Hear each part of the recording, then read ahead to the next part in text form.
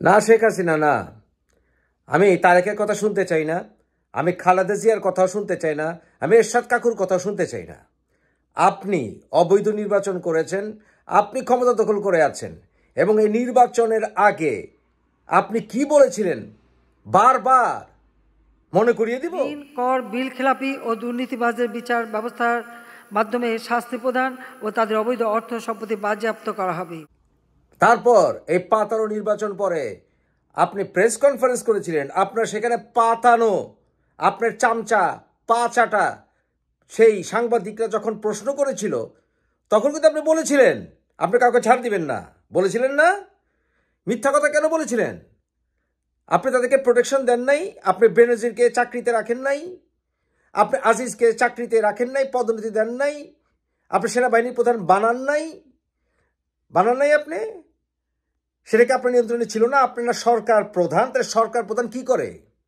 বসে বসে ডুগডুগি বাজায় না খিচুড়ি রান্ধে? তাহলে সরকার প্রধানের অধীনে কি এগুলি সব কিছু না? পুলিশ প্রশাসন না, সেনাবাহিনী না, বিচার বিভাগ না, এগুলি প্রধান কি সরকার না? আর এবং সেই সরকারের প্রধান কি আপনি না? সুতরাং আপনি যদি ক্রেডিট নিতে চান যে আপনি অনেক কিছু করেছেন, এবং আপনি যদি আগের রাজনীতিবিদদেরকে খালেদা জিয়া সহ আপনি দোষ দেন যে তারা দেশ লুটপাট করেছে, আমার কথা হচ্ছে আমি অতীত জানতে চাই না, বর্তমান নিয়ে কথা বলেন। বর্তমান আপনি কি পেরেছেন করাপশন ঠেকাতে? বরঞ্চ আপনি এদেরকে দেশের বাইরে যেতে দিয়েছেন। কিভাবে? এ বেনজির শত শত কোটি টাকা ব্যাংক থেকে উঠিয়ে চলে গেল। কিভাবে আপনার মন্ত্রী এমপিরা হাজার হাজার কোটি টাকা হুন্ডি করে? কিভাবে আনারের মতো মানুষকে আপনি এমপি বানান? আপনি আপনার বাবের ঐতিহ্যের কথা বলেন, আপনি বলেন বঙ্গবন্ধু সাধারণ জীবনযাপন করেছে, তাহলে এই অসাধারণ জীবনযাপন করা খুনি মানুষরা কিভাবে আপনার দলে ঢোকে? এ দায়িত্ব আপনাকে নিতে হবে, অন্য কাউকে না, আপনাকে নিতে হবে। কারণ এ থেকে অবশ্যই আপনি ফয়দা পেয়েছেন, শুধু ক্ষমতায় বসেছেন তা নয়, এর থেকে আপনি ফয়দা নিয়েছেন। আপনি বলেছেন যে আমরা নাকি ধরে দিতে হয়নি, আপনি নাকি অনেকে ধরেছেন, এবং অনেকের কথা আপনি জানেনও। তাহলে আপনি কেন আজিজের কথা জানতেন না? কেন আপনি আজিজের ভাইদের কথা জানতেন না? কেন আপনি আপনার প্রেসিডেন্ট হামিদ সাহেব আজিজের ভাইদের সঙ্গে পীড়িত করে সেটা আপনি জানতেন না? বেনজির আজিজের ভাইদের সঙ্গে পীড়িত করে সেটা আপনি জানতেন না? আজিজ যখন একের পর এক জায়গা দখল করছিল আপনি তখন কেন জানতেন না? নাকি সেটার জন্য চুপ ছিলেন? কেন চুপ ছিলেন? সাংবাদিকরা বলুক বা না বলুক, কেন আপনি চুপ ছিলেন? আর এখন যে আমরা হারুনের বিরুদ্ধে বলছি, শামীম ওসমানের বিরুদ্ধে বলছি, এটা কি আপনার কানে যায় না? কি জানেন না? কেউ যদি দুর্নীতির সাথে জড়িত হয়ে থাকে অবশ্যই তাদের মধ্যে ব্যবস্থা নেওয়া হবে। হ্যাঁ, কেউ কেউ খুব অস্বাভাবিকভাবে যাদের বেড়েছে, দুর্নীতি দমন কমিশন আছে, তাদের বিরুদ্ধে ব্যবস্থা নেবে। আমি অন্তত কোনো দুর্নীতিবাজকে প্রোটেকশন দিতে যাব না, এইটুকু আমি বলতে পারি। আমার মতো মানুষ আছে শেখ হাসিনা, আমরা খালেদা জিয়ারও ধারদারি না, তারেকেরও ধারদারি না, জয়েরও ধারদারি না, এরশাদ কাকুরও ধারদারি না, গোলাম আজমেরও ধারদারি না। আমরা সাধারণ মানুষের কথা বলি। তাই আপনি ওদের কথা বলে পার পাবেন না। পাচার, অর্থ পাচার নিয়ে আপনার বক্তব্য জানতে চাই। ধন্যবাদ। না, অবশ্যই এটা নজরদারিতে আনা হয়েছে বলেই তো আপনারা জানতে পারলেন। আপনারা খুঁজে বের করেননি তো, সাংবাদিকরা বের করেনি।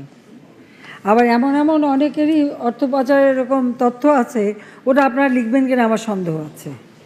আমি সোজা কথা বলি, বহু তথ্য আমার কাছে অনেকের ব্যাপারে, অনেক স্বনামধন্যদের ব্যাপারেও আছে। তবে হ্যাঁ, এটা দুর্নীতি দমন কমিশন এবং আমাদের ব্যাংকের থেকে ওটা খোঁজ নেওয়া হচ্ছে, আসবে, সামনে একদিন আসবে। কিন্তু আপনারা তখন লিখবেন কি না আমি সেটা দেখব। সবাই বলে যায়, হাওয়ায় কথা বলে যায়, কিন্তু কেউ ঠিক সঠিক তথ্য দিয়ে বলতে পারে না।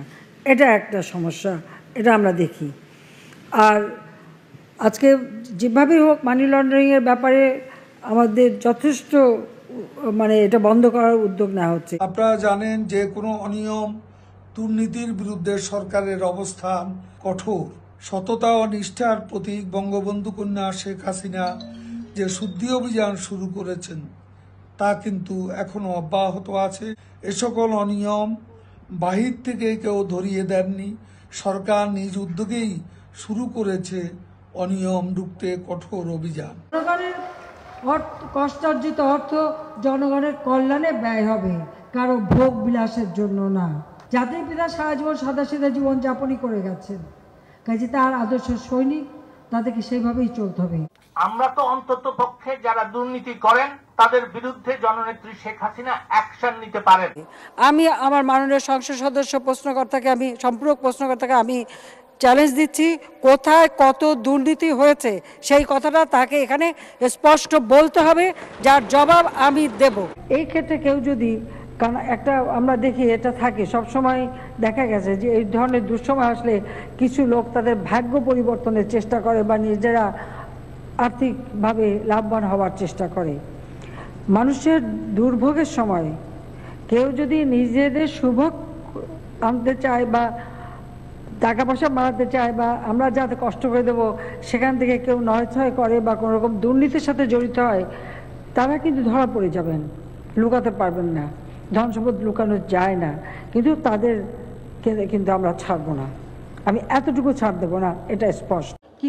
কি পেলাম সেই চিন্তা না, কতটুকু মানুষকে দিতে পারলাম, কতটুকু মানুষের জন্য করতে পারলাম, কতটুকু মানুষের কল্যাণে কাজ করলাম, সেটাই হবে রাজনীতিবিদের চিন্তা।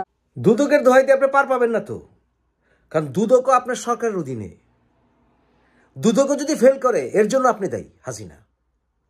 দেশে খুনাখুনি থেকে শুরু করে কিশোর গ্যাং থেকে শুরু করে এই সকল স্মাগলার এমপি থেকে শুরু করে সেনাবাহিনী প্রধান থেকে শুরু করে পুলিশ প্রশাসন থেকে শুরু করে সব কিছুর জন্য আপনি দায়ী, আর কেউ দায়ী না। আপনি নাম্বার 1 দায়ী। এ সমস্ত দায়িত্ব আপনাকে নিতে হবে এবং বাংলার মানুষ একদিন কবর থেকে উঠিয়ে হলেও আপনার বিচার করবে।